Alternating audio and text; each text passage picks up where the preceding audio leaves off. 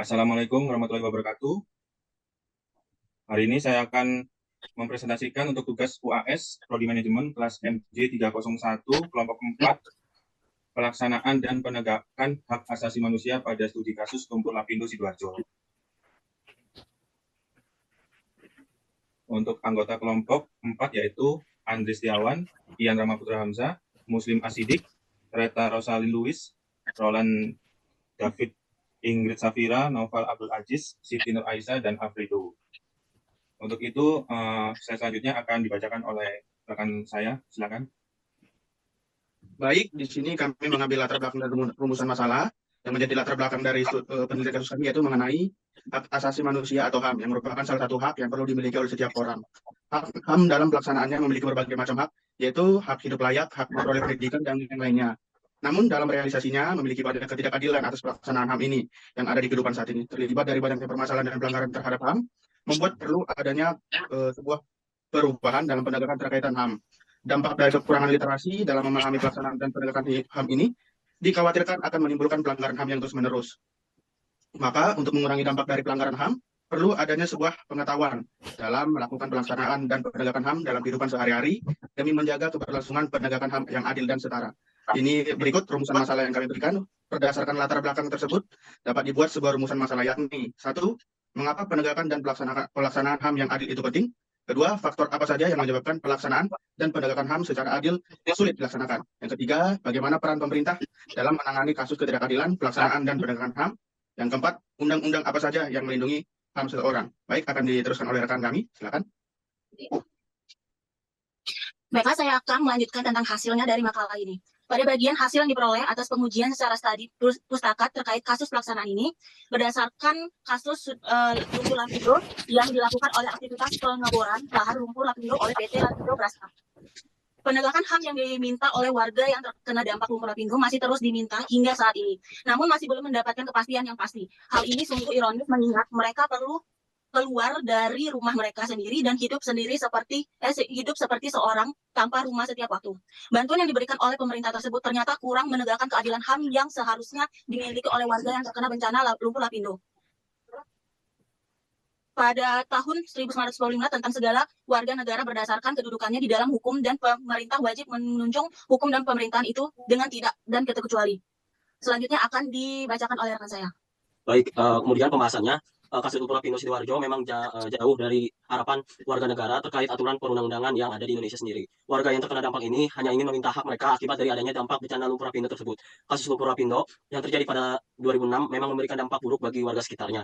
Bukannya hanya saja pencemaran lingkungan, tapi juga penegakan HAM yang tidak adil oleh pemerintah dan perusahaan terkait. Pemerintah yang melunak untuk penegakan warga terkena dampak sepertinya dipengaruhi oleh pemilik dari PT Lapindo Brantas yang saat itu menduduki kursi pemerintahan. Maka tidak heran bila pemerintah saat itu melunak untuk menuntut ganti rugi kepada perusahaan terkait. Di samping pelaksanaan yang kurang dari sisi pemerintah dalam penegakan HAM sesuai undang-undang yang berlaku, PT Lapindo Brantas juga memberikan uang ganti rugi yang tidak layak bagi warga yang terkena dampak dengan alasan pemberian tersebut sebagai sebuah bantuan dana bencana, bukan ganti rugi akibat terjadinya bencana lumpur Lapindo.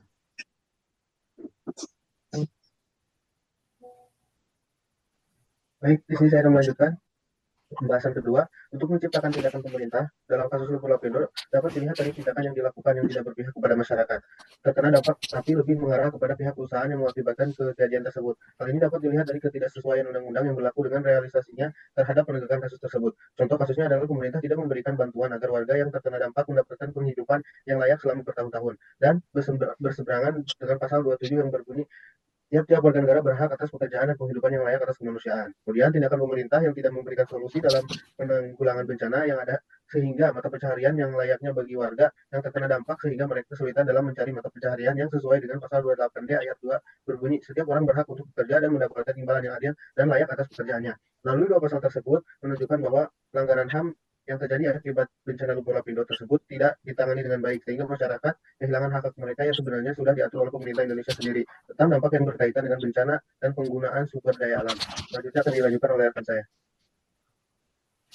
Baik, penjelasan yang terakhir ya ini untuk mengatasi ketimpangan yang terjadi, segenap warga perlu meminta keadilan secara hukum tentang HAM agar dapat ditegakkan dengan baik, agar pemerintah dapat memberikan upaya-upaya tindakan yang baik dari pemerintah terhadap warga yang terkena bencana. Upaya-upaya yang dapat dilakukan oleh pemerintah untuk mengembalikan hak-hak warga atas hak dan atas hak yang sepantasnya didapatkan, yakni menegakkan hukum dan memberikan pengembalian hak-hak warga yang terdampak, menyelesaikan masalah ganti rugi secara adil dan transparan di mata hukum, dan membantu warga yang terkena dampak untuk memulihkan kehidupan mereka dengan memberikan mata pencarian yang layak.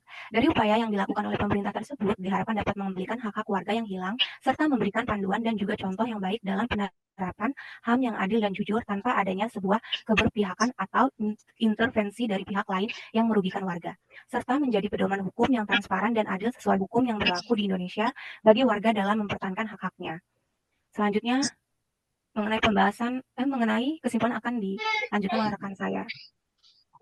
Baik, untuk kesimpulan dari analisis kasus HAM bencana Lumpur Lapindo dapat memberikan garis besar bahwa dalam penerapannya masih kurang transparan dan adil serta kurangnya komunikasi yang dilakukan oleh warga terkait pemenuhan hak mereka. Lalu pemerintah perlu memberikan respon dengan cepat terkait penanganan bencana yang merugikan warga Sidoarjo, baik berupa bantuan penanggulangan bencana ataupun hak-hak yang terlanggar perlu dipulihkan secepatnya. Dan terakhir, PT Lapindo Berantas yang merupakan perusahaan yang sah perlu menanggulangi akibat dari aktivitas yang dilakukan sesuai Undang-Undang Nomor 40 Tahun 2007 tentang perseroan terbatas melalui sebuah revitalisasi yang baik diharapkan dapat memberikan hak-hak yang adil dan jujur atas pemenuhan hak yang mereka dapatkan semula.